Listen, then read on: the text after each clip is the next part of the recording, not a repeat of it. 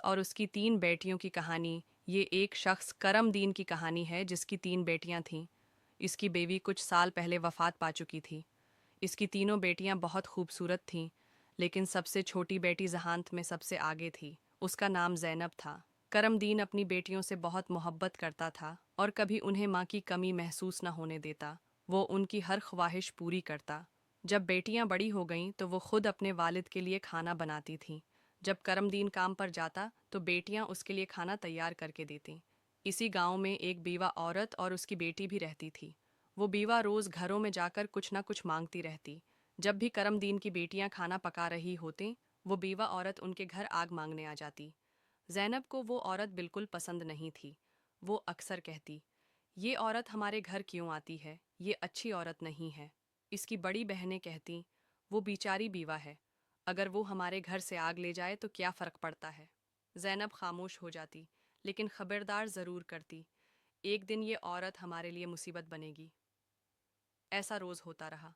बीवा औरत आती और मौके पाकर खाने में राख मिला देती।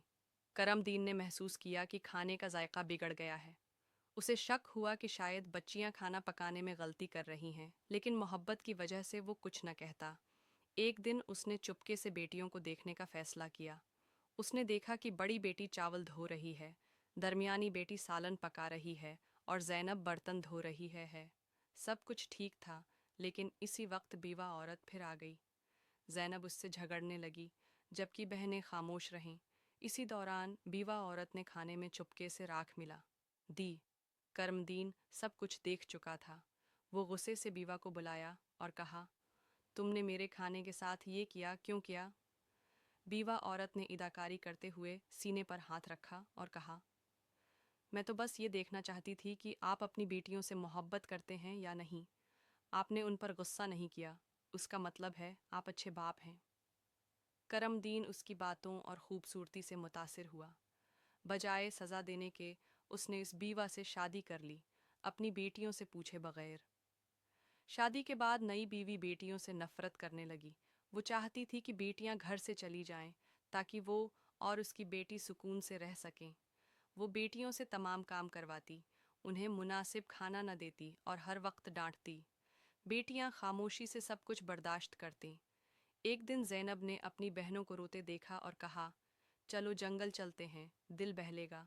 वो तीनों जंगल में एक बड़े दरख्त के नीचे जा बैठे और रोने लगे। इसी वक्त एक बुजुर्ग वली गुजरे और उनकी आवाज़ सुनकर रक गए। ज़ैनब ने रोते हुए सारी बात बता दी। वली को तरस आया। उन्होंने कहा, मेरे कटिया के बाहर एक अनार का दरख्त है, जाकर वहाँ से अनार खा लो। लड़कियाँ खुश हो गईं और अनार खाकर शुक्रिया अदा किया। अब जब भी सौतीली हो, माँ खाना न देती, वो इनार खाकर पेट भर लेती। सौतीली माँ ने देखा कि लड़कियां पहले से भी ज्यादा सेहतमंद लग रही हैं, जबकि उसकी बेटी कमज़ोर हो रही है। उसने अपनी बेटी को पीछे भेजा। जब उसने देखा कि वो अनार खा रही हैं, तो आकर सब कुछ बता दिया।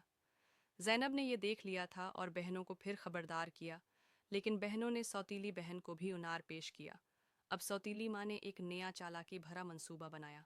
उसने करमदीन से कहा, मुझे सख्त सर दर्द है, सिर्फ जंगल के इनार ही मुझे शफा दे सकते हैं, कि दरख्त की जड़ से ही इफाका होगा। करमदीन ने मजदूर भेजे और दरख्त को इखड़वा दिया।